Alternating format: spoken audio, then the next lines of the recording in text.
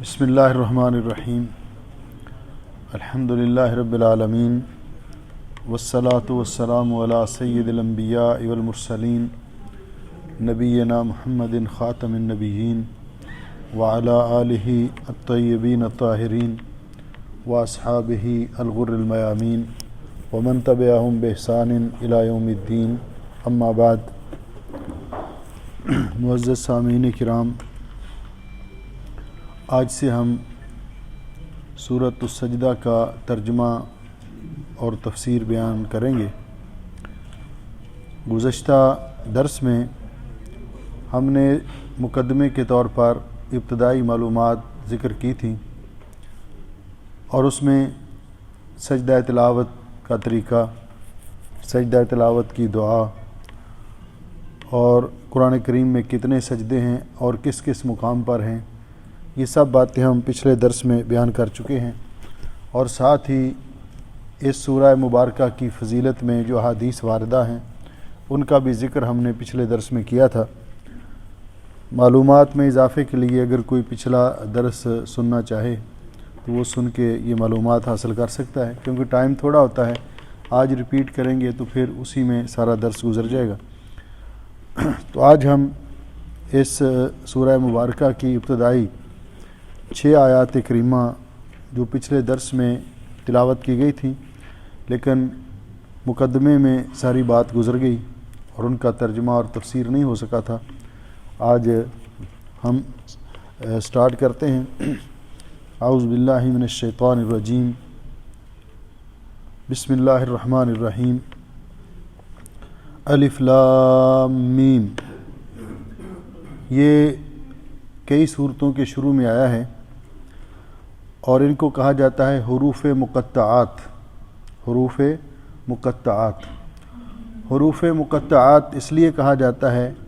کہ تختی کے ساتھ یہ پڑھے جاتے ہیں، ہر حرف الگ الگ پڑھا جاتا ہے۔ الف لام میم یعنی یہ ملا کر ایک ساتھ نہیں پڑھے جاتے، ہر حرف الگ الگ پڑھا جاتا ہے، اس لیے ان کو حروف مقطعات کہا جاتا ہے۔ اور یہ حروف جن صورتوں کے شروع میں ہے اس کے بارے میں ان کا معنی کیا ہے، ان کا مفہوم کیا ہے، تو ان کا معنی اور مفہوم عام طور پر حضرت ابن عباس رضی اللہ تعالیٰ عنہ کی روایت کو ذکر کیا جاتا ہے، اور یہی بات زیادہ مفسرین نے اختیار کی ہے کہ اللہ اعلم بمرادہ، کہ اس کی مراد کیا ہے یہ اللہ کے علم میں ہے، یعنی اللہ تعالیٰ نے یہ حروف ذکر کیے ہیں مختلف صورتوں کے شروع میں، لیکن اس سے مراد کیا ہے یہ اللہ تعالیٰ کے علم میں ہے۔ رسول اکرم صلی اللہ علیہ وسلم نے امت کو اس کی وضاحت نہیں بتائی۔ بعض علماء نے اپنے طور پر کوشش کی ہے کہ الف سے مراد اللہ تعالیٰ ہے، لام سے مراد جبریل امین ہیں، اور میم سے مراد حضرت محمد صلی اللہ علیہ وسلم ہیں، اور بھی مختلف قسم کے، لیکن اس کی کوئی دلیل نہیں ہے۔ ان حروف کو بعض صورتوں کے شروع میں ذکر کیا گیا، عمومی طور پر ان صورتوں کے شروع میں ذکر کیا گیا کہ جن کے اندر اللہ رب العزت نے مشرکین مکہ کو چیلنج کیا ہے، جو کہ اس کتاب کی حقانیت پر اعتراض کرتے تھے، اور اس لیے ذکر کیا گیا ایک تو یہ کہ قرآن کریم کی آیات مبارکہ انہی حروف سے ترتیب دی گئی ہیں۔ اللہ رب العزت نے قرآن پاک کو جو نازل کیا تو انہی حروف سے اللہ رب العزت نے قرآن پاک کی آیات ترتیب دی ہیں۔ تو عربوں کو یہ چیلنج کیا گیا کہ اگر آپ اپنے آپ کو بڑے زباندان سمجھتے ہیں، فصیح اللسان سمجھتے ہیں، تو حروف تو یہی ہیں،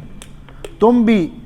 اس کتاب جیسی کوئی کتاب انہی حروف سے ترتیب کر کے دکھا دو، اگر تم کہتے ہو کہ اللہ کی طرف سے نہیں ہے۔ پھر اللہ رب العزت نے فرمایا چلو پوری کتاب جیسی کتاب نہیں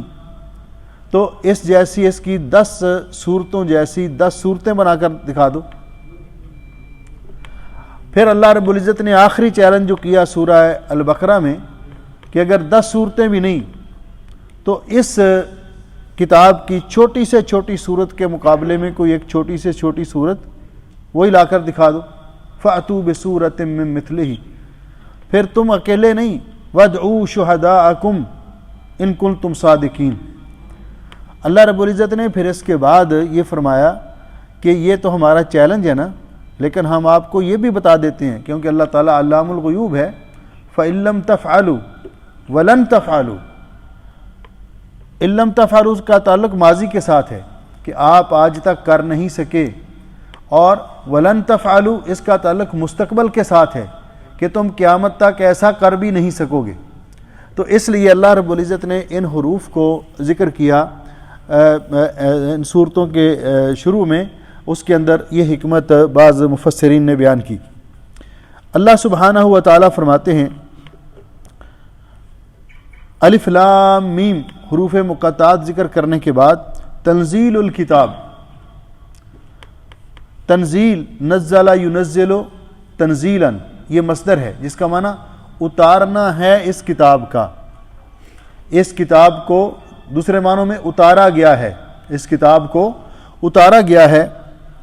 لا ریب فیہ، جس کتاب کے اندر لا ریب کسی قسم کا کوئی شک نہیں، اس کتاب کے اندر لا ریب، لا نفی جنس کے لیے ہے اور ریب نکرہ ہے، لا ریب فیہ، اس کتاب کے اندر کسی قسم کے کوئی شک کی گنجائش نہیں۔ من رب العالمین، یہ کہ اس کتاب کو اتارا گیا ہے رب العالمین کی طرف سے۔ مفسرین نے لکھا کہ اللہ سبحانہ و تعالی نے یہ اسلوب وہاں پہ اختیار کیا جہاں رسول اکرم صلی اللہ علیہ وسلم کے سامنے مخاطبین، آپ کے سامنے جو لوگ تھے، جہاں ان لوگوں نے قرآن پاک کی صداقت پر اعتراض کیا، وہ کہتے تھے کہ یہ اللہ تعالیٰ کی طرف سے نازل شدہ کتاب نہیں ہے، بلکہ حضرت محمد رسول اللہ صلی اللہ علیہ وسلم اپنی طرف سے کچھ عبارتیں جوڑ کر اور ہمیں کہتے ہیں یہ اللہ تعالیٰ کی طرف سے نازل کردہ ہے۔ تو ان کے اس اعتراض کے جواب میں اللہ رب العزت نے فرمایا کہ یہ کتاب اللہ تعالیٰ کی طرف سے نازل کی گئی ہے، اس میں کسی قسم کا کوئی شک اور شبہ نہیں۔ تو یہ ان کے اعتراض کا جواب ہے کہ اللہ تعالیٰ نے شروع میں ہی ان کے اس اعتراض کا جواب دیا کہ تنزیل الکتاب، نازل کرنا ہے اس کتاب کا، یا نازل کی گئی ہے یہ کتاب، لا ریب فی، جس کتاب کے اندر کوئی شک نہیں۔ یہی بات اللہ رب العزت نے سورہ البقرہ میں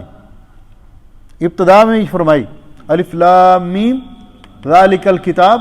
لا ریب فی، کہ یہ کتاب اس میں کسی قسم کا شک نہیں۔ من رب العالمین، رسول اکرم صلی اللہ علیہ وسلم نے یہ کتاب خود ترتیب نہیں دی، بلکہ رب العالمین کی طرف سے ہے۔ اللہ رب العزت اس کتاب کو نازل کرنے والا ہے۔ اسی لیے اللہ سبحانہ و تعالیٰ نے قرآن کریم میں مختلف مقامات پر کہیں اس بات کا ذکر کیا، تبارک الذی نزل الفرقان علی عبدہ لیکون للعالمین نذیرا، اور کہیں فرمایا انا انزلناہ فی لیلۃ القدر۔ اس کے لیے دو لفظ استعمال کیے، ایک نزل اور ایک انزل، جس کا معنی کہ یہ کتاب اللہ تعالیٰ کی طرف سے اتاری گئی ہے۔ نزل کا صیغہ وہاں استعمال کیا گیا کہ جس میں اللہ رب العزت نے ہمیں متنبہ کیا کہ یہ کتاب یک بارگی رسول اکرم صلی اللہ علیہ وسلم پر نازل نہیں ہوئی، بلکہ 23 سال کے عرصہ میں ضرورت کے مطابق اللہ رب العزت نے اس کے مختلف مقامات، صورتیں اور آیات نازل کیں، تدریجاً نزلہ۔ اور جہاں انزلہ کا لفظ استعمال کیا گیا تو وہاں اس سے مراد ہے کہ اللہ رب العزت نے اس کتاب کو جملۃً واحدہ یک بارگی نازل کیا۔ تو پھر اس کا معنی کیا ہے کہ اللہ رب العزت نے فرمایا انا انزلناہ فی لیلۃ القدر،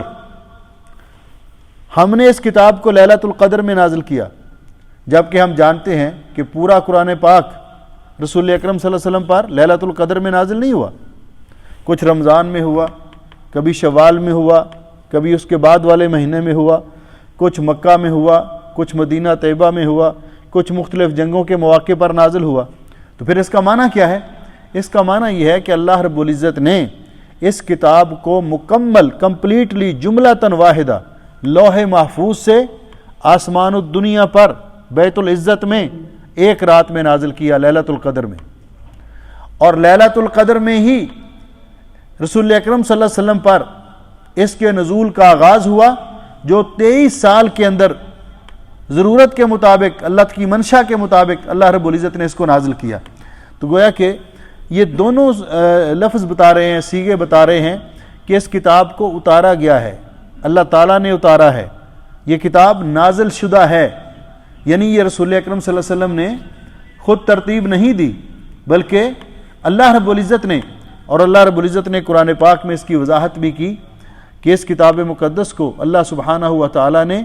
جبریل امین کے ذریعے آپ کے قلب اطہر پر نازل کیا۔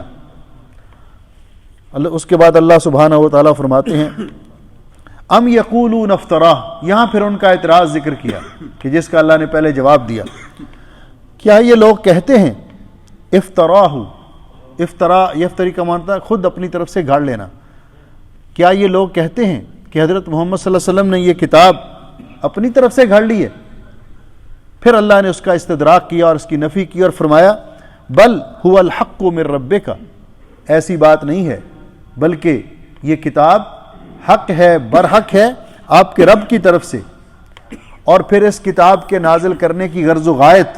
اللہ رب العزت نے بیان کی۔ یہ لام جو استعمال ہوئی ہے نا لتنذر، تو یہ لام تعلیل کے لیے ہے جو سبب بیان کرتی ہے، لتنذر قوما، تاکہ آپ ڈرائیں اللہ کے عذاب سے، اللہ کی سزا سے، اللہ کی مخالفت اور نافرمانی سے، قوما، ایسی قوم کو۔ تو اس کا معنی یہ ہے کہ یہ کتاب اللہ سبحانہ و تعالیٰ نے ہم پہ نازل کی ہے، اور اس کتاب کے حقوق میں سے سب سے پہلا حق یہ ہے کہ ہم اس کتاب پر ایمان لائیں کہ یہ اللہ رب العزت کی طرف سے نازل کردہ سچی کتاب ہے قرآن کریم۔ دوسرا حق یہ ہے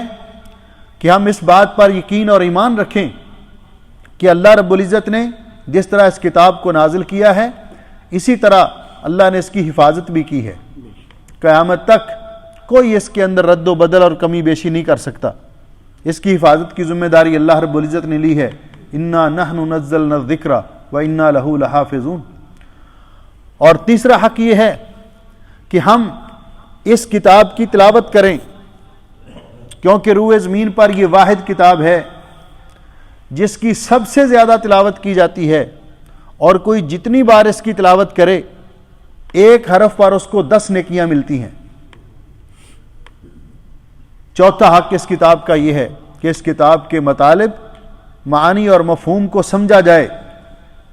کیونکہ رسول اکرم صلی اللہ علیہ وسلم نے جس طرح قرآن کریم امت کے سامنے اس کی تلاوت کر کے امت کے سامنے اس کی تعلیم دی امت کو، اسی طرح قرآن کریم کا بیان بھی رسول اکرم صلی اللہ علیہ وسلم نے امت کو سکھایا، اور اللہ رب العزت نے قرآن پاک کے اندر اس کی شہادت دی، اِنَّ عَلَيْنَا جَمْعَهُ وَقُرْآنَ فَإِذَا قَرَأْنَاهُ فَاتَّبِعْ قُرْآنَ ثُمَّ إِنَّ عَلَيْنَا بَيَانًا۔ پھر اللہ فرماتے ہیں اس کی بیان، اس کی تفسیر وہ بھی ہماری ذمہ داری ہے۔ تو گویا کہ اللہ رب العزت نے یہ کتاب صرف تلاوت کے لیے نازل نہیں کی، بلکہ تلاوت کرنے کے لیے، پھر اللہ کا یہ پیغام ہے اللہ کے بندوں کی طرف، اللہ کے بندے اس پیغام کو سمجھیں، جو عرب ہے ان کو بھی سمجھنے کی ضرورت ہے، اور جو عجمی ہیں ان کو بھی سمجھنے کی ضرورت ہے۔ اسی لیے اللہ رب العزت نے رسول اکرم صلی اللہ علیہ وسلم کی یہ ڈیوٹی لگائی، وَأَنزَلْنَا إِلَيْكَ الذِّكْرَ لِتُبَيِّنَ لِلنَّاسِ مَا نُزِّلَ إِلَيْهِمْ، ہم نے یہ ذکر آپ کی طرف نازل کیا تاکہ آپ اس کی وضاحت کریں لوگوں کے سامنے۔ عرب جن کی مادری زبان ہے عربی، جس زبان میں اللہ رب العزت نے قرآن پاک کو نازل کیا، ان کو بھی یہ کتاب سمجھنے کے لیے رسول اکرم صلی اللہ علیہ وسلم کی ہدایات کی ضرورت ہے۔ جیسا کہ حدیث پاک میں آتا ہے، قرآن کریم کی یہ آیت مبارکہ جب نازل ہوئی، کلوا واشربوا حتی یتبین لکم الخیط الابیض من الخیط الاسود من الفجر، یہ آیت مبارکہ جب نازل ہوئی تو حضرت عدی ابن حاتم عربی ہیں، عربی زبان سمجھتے ہیں، انہوں نے اپنے تکیے کے نیچے 2 دھاگے رکھ لیے، ایک سیاہ رنگ کا اور ایک کالا، اور سحری کھاتے رہے رمضان میں، اور ساتھ چیک کرتے رہے کہ دونوں الگ الگ فرق نظر آتا ہے کہ نہیں. تو جب ان میں فرق نظر آنے لگا تو اچھی خاصی روشنی ہوگی. تو رسول اکرم صلی اللہ علیہ وسلم کی خدمت میں حاضر ہوئے، حضرت میں نے تو آج اس آیت پہ عمل کرتے ہوئے 2 دھاگے اپنے پاس رکھے. خیط دھاگے کو کہتے ہیں نا، خیط الاسود سیاہ دھاگا، خیط الابیض سفید دھاگا. تو جب میں ان میں فرق ظاہر ہونے لگا ان میں، اس وقت تو اچھی خاصی روشنی ہو چکی تھی، پاؤں پھوٹ چکی تھی. تو نبی علیہ السلام نے فرمایا اس کا مطلب یہ نہیں جو آپ سمجھے ہو. خیط الاسود سے مراد رات کی سیاہی ہے، اور خیط الابیض سے مراد صبح کی سفیدی ہے. جب یہ فرق واضح ہو جائے رات کی سیاہی اور صبح کی سفیدی میں، صبح صادق طلوع ہو جائے تو اس وقت تک کھاتے پیتے رہو. اسی طرح جب قرآن کریم کی یہ آیت مبارکہ نازل ہوئی کہ الذین آمنوا ولم یلبسوا ایمانہم بظلم، وہ لوگ جو ایمان لائے اور انہوں نے اپنے ایمان کے ساتھ ظلم کو نہیں ملایا، ظلم کو خلط ملط نہیں کیا، اولئک لہم الامن وہم مہتدون، انہی کے لیے امن ہے اور وہی ہدایت یافتہ ہیں. صحابہ کرام بہت پریشان ہو گئے کہ ظلم سے مراد انسان اپنی جان پہ ظلم کر بیٹھتا ہے، انسان سے غلطی ہو جاتی ہے، کوتاہی ہو جاتی ہے، کسی پر تھوڑی بہت زیادتی کر بیٹھتا ہے، تو اس کا مطلب ہے کہ پھر تو کوئی نہیں بچ سکے گا. تو جب نبی پاک صلی اللہ علیہ وسلم سے اپنی پریشانی کا اظہار کیا ان لفظوں میں، وَأَيُّنَا لَا يَظْلِمُ نَفْسَهُ، حضرت کو ہم میں سے کون ہے جس سے اپنے آپ پر زیادتی نہیں ہو جاتی ہے، دوسروں پر زیادتی نہیں ہو جاتی. تو آپ نے فرمایا میرے صحابہ اس کا معنی وہ نہیں جو تم سمجھے ہو، اس کا معنی وہ ہے جو اللہ تعالیٰ کے دانا اور حکیم بندے، نیک آدمی لقمان حکیم نے بیان کیا ہے کہ ان الشرک لظلم عظیم. اس ظلم سے مراد یہاں شرک ہے، کیونکہ جس نے ایمان کلمہ پڑھنے کے بعد شرک نہیں کیا انہی لوگوں کو امن ملے گا اور وہی لوگ ہدایت یافتہ ہیں. تو اس لیے لتنذر اس کی علت بیان کی گئی تاکہ آپ ڈرائیں اللہ کے عذاب سے، اللہ کی احکام کی مخالفت سے، اللہ کی نافرمانی سے. لتنذر قوما، ایسی قوم کو. قوم سے مراد یہاں کون ہے؟ تو زیادہ تر مفسرین کا خیال ہے اس سے مراد عرب قوم ہے، رسول اکرم صلی اللہ علیہ وسلم کی قوم ہے. لتنذر قوما،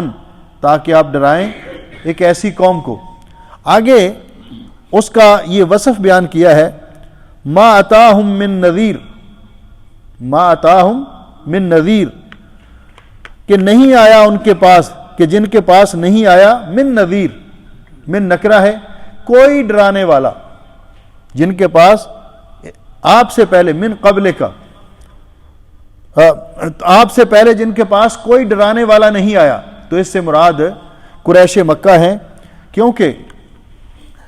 پہلے انبیاء علیہم السلام جو مبعوث ہوئے بنی اسرائیل کے حضرت عیسیٰ علیہ السلام تک، تو وہ بنی اسرائیل کے اندر مبعوث ہوئے. اگرچہ عربوں کے اندر جو نبی مبعوث ہوئے سب سے پہلے حضرت ہود علیہ السلام، پھر حضرت صالح علیہ السلام، پھر حضرت اسماعیل علیہ السلام، حضرت شعیب علیہ السلام، تو ان کا زمانہ بہت پہلے گزر چکا تھا. ایک لمبے عرصے تک اس قوم کے اندر، اس قوم میں سے دیکھیے نا، ما اتاہم من نذیر من قبل کا، آپ سے پہلے اس قوم کے اندر براہ راست کوئی نبی نہیں آیا. گویا کہ پہلے انبیاء جو مبعوث ہوئے عربوں کے اندر، جو عرب تھے، ان کو ایک لمبا عرصہ گزر چکا، اور اس کے بعد رسول اکرم صلی اللہ علیہ وسلم کو اللہ تعالیٰ نے مبعوث کیا. تو اس سے مراد جو زیادہ راجح قول ہے کہ وہ قریش مکہ اور نبی علیہ السلام کی قوم عرب ہیں. بعض لوگوں نے کہا کہ اس سے مراد عرب بھی ہیں اور قیامت تک آنے والے جتنی امت محمدیہ ہے سب لوگ ہیں. تو دونوں قول جو ہیں یہ معروف ہیں اس بارے میں. لعلہم، اور اس کی آگے علت اور وجہ بھی بیان کر دی، اور ساتھ اللہ رب العزت نے یہ لفظ جو ہوتا ہے نا لعل، یہ عام طور پر ترجی کے لیے استعمال ہوتا ہے. شاید اللہ کرے ایسا ہو جائے، امید ہے کہ ایسا ہو جائے، ترجی کہتے ہیں امید کو. تو لعلہم یہتدون، تاکہ یہ ہدایت پا جائیں، تاکہ یہ لوگ ہدایت پا جائیں. اس لیے اللہ رب العزت نے آپ کو ان لوگوں کے اندر مبعوث فرمایا۔ اس کے بعد اللہ رب العزت نے پھر اپنا تعارف کروایا اور اپنی توحید پر دلائل دیے کہ اللہ تعالیٰ وہ ذات ہے، اللہ الذی خلق السماوات والارض، اللہ تعالیٰ وہ ذات بابرکات ہے جس نے خلق السماوات، جس نے پیدا کیا آسمانوں کو، والارض اور زمین کو، وما بینہما اور جو ان کے مابین ہے، درمیان ہے، فی ستۃ ایام 6 دنوں میں، 6 دنوں میں اللہ رب العزت نے ان کو پیدا کیا۔ یہاں پہ اللہ رب العزت اور قرآن پاک کی دیگر بہت سارے مقامات پر اللہ رب العزت نے اس کا ذکر کیا کہ اللہ رب العزت نے آسمان و زمین کو 6 دنوں میں پیدا کیا، جبکہ ہم دیکھتے ہیں کہ اللہ رب العزت نے قرآن کریم میں یہ قاعدہ بیان کیا ہے، اللہ تعالیٰ کو 6 دنوں کی ضرورت نہیں۔ اس مالک نے تو فرمایا انما امرہ اذا اراد شیئا، سورہ یاسین میں آپ پڑھتے ہیں نا کہ اللہ تعالیٰ کا امر تو یہ ہے کہ جب وہ کسی کام کا ارادہ فرمائے ان یقول لہ کن فیکون، تو اللہ تعالیٰ فرماتے ہیں کن، ہو جا، اور وہ ہو جاتا ہے۔ اس مالک کو تو 6 دنوں کی ضرورت نہیں، اتنے ٹائم کی ضرورت نہیں ہے، لیکن کیوں؟ اللہ رب العزت نے اپنی مخلوق کو یہ ہدایت دی ہے کہ کوئی بھی کام، کوئی بڑا منصوبہ، اس کی تکمیل کے لیے آہستہ آہستہ محکم اور پختہ کر کے اس کو کرو۔ اللہ تعالیٰ تو کن کہے اور فیکون تو وہ بھی محکم تر ہے، لیکن امت کو، لوگوں کو، مخلوق کو اللہ رب العزت نے یہ رہنمائی کی ہے کہ جو کام آہستہ آہستہ ترتیب کے ساتھ کیا جائے، اطمینان کے ساتھ کیا جائے۔ اسی لیے اللہ رب العزت نے یہ جو آسمان، زمین اور یہ کائنات بنائی ہے، اس کے اندر اس قدر استحکام ہے کہ اللہ رب العزت نے آسمان کا حوالہ دیتے ہوئے فرمایا ہے کہ جب سے اللہ نے آسمان پیدا کیا ہے، آپ ذرا آسمان میں آپ کے پاس جو بھی آلات ہیں، جتنی بھی فاسٹ ہو چکی ہے آپ کی سائنس، آپ استعمال کر کے دیکھیں، آسمان کے اندر آپ کو کوئی کہیں سے کہ آسمان کا کلر تھوڑا سا پھیکا ہو گیا ہو، کوئی دراڑ کریک ہو گیا ہو کوئی، اللہ تعالیٰ فرماتے ہیں آپ کو نظر نہیں آئے گا۔ ینقلب الیک البصر خاسئا وہو حسیر، آپ کی نگاہ تھک ہار کے واپس لوٹ آئے گی، اور اس کو کوئی، تو اللہ رب العزت نے یہ، واللہ عالم، یہ بعض لوگوں نے اس میں حکمت بیان کی، فی 6 ایام 6 دنوں میں، ثم استوى علی العرش، پھر اللہ تعالیٰ عرش پر مستوی ہوا، عرش پر مستوی ہوا۔ عرش پر مستوی ہونے کا معنی کیا ہے؟ استوا یہ اللہ تعالیٰ کی صفات میں سے ہے، اللہ تعالیٰ کی صفات میں سے ہے، اور اللہ تعالیٰ کی صفات با کمال کے بارے میں مسلمانوں کا یہ عقیدہ ہے کہ جس طرح اللہ تعالیٰ کی صفات قرآن و حدیث میں وارد ہوئی ہیں، من و ان، حقیقی طور پر ان پر ایمان لانا ضروری ہے، بغیر ان کی کیفیت بیان کیے، بغیر ان کی مثال بیان دیے ہوئے، اور بغیر ان کی کنہ اور حقیقت کا پتہ چلائے ہوئے۔ اللہ تعالیٰ کے لیے ید کا لفظ استعمال ہوا کہ اللہ کا ہاتھ ہے، ہم نے تسلیم کیا، کیسا ہے؟ جیسے اللہ کو لائق ہے۔ اللہ تعالیٰ نے اپنی عین کا ذکر کیا، اللہ تعالیٰ کی یہ صفت ہے عین، کیسی ہے؟ جیسی اللہ کو لائق ہے۔ اگر ہم اس کا انکار کریں گے تو قرآن کا انکار ہوگا۔ اس لیے اللہ تعالیٰ کی صفات، اسی طرح اللہ تعالیٰ کا استوا، عرش پر مستوی ہونا کیسا ہے، اس کا جواب جو امام مالک رحمۃ اللہ علیہ نے دیا وہ پوری امت کے لیے اس وقت سے، کیونکہ صحابہ اکرام تو ایسے سوالات رسول اکرم صلی اللہ علیہ وسلم سے پوچھتے نہیں تھے، جو سنایا آمنا وصدقنا۔ کسی صحابی نے اللہ تعالیٰ کی صفات کے بارے میں کبھی رسول اکرم صلی اللہ علیہ وسلم کے ساتھ بات نہیں کی، جی کیسے ہے، جیسے بیان کیا ایمان لے آئے۔ بعد میں جو لوگ قرید میں پڑھنے لگے تو انہی میں سے ایک شخص امام مالک رحمۃ اللہ علیہ کی مجلس میں بیٹھا ہوا تھا، جب یہ آیت مبارکہ آئی تو کہنے لگا جی کیف استوى، اللہ تعالیٰ عرش پر کیسے مستوی ہوا؟ تو امام مالک غصے میں آ گئے اور فرمایا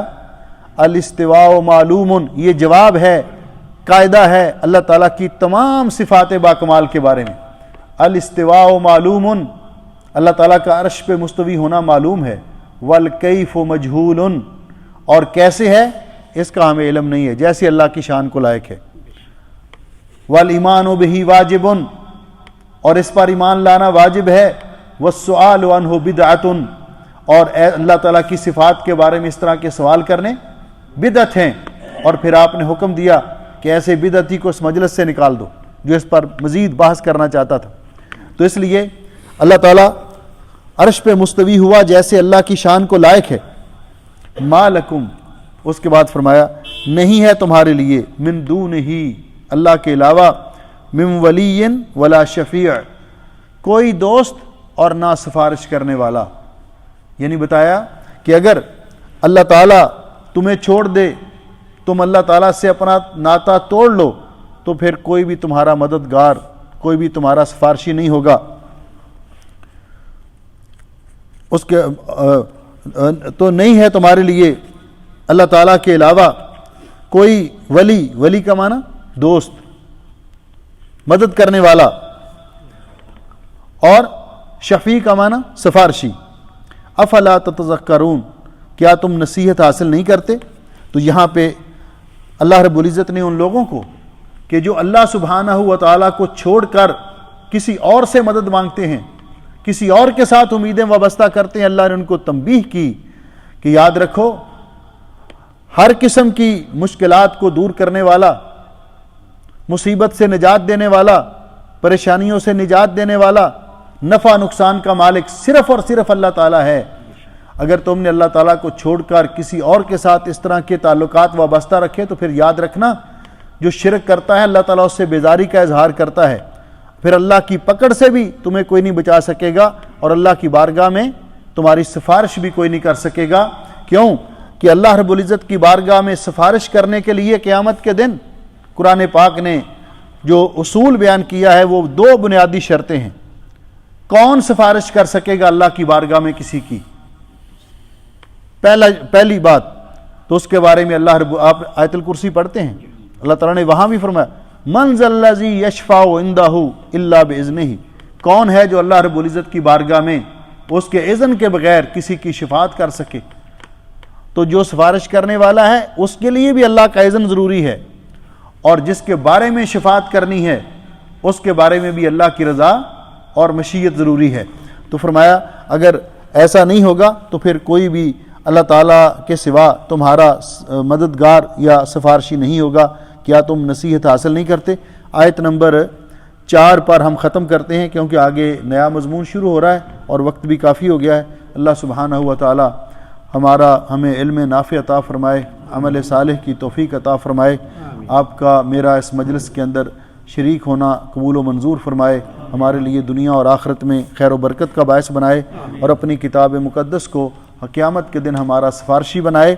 اور اللہ تعالی ہمیں ان لوگوں میں شامل کرے جن کے بارے میں پیارے نبی صلی اللہ علیہ وسلم نے فرمایا خیرکم من تعلم القرآن وعلمہ، تم میں سب سے بہتر وہ ہیں جو قرآن پاک سیکھتے ہیں اور سکھاتے ہیں۔ اللہ تعالی ہم سب کا حامی و ناصر ہو، بیماروں کو شفا عطا فرمائے،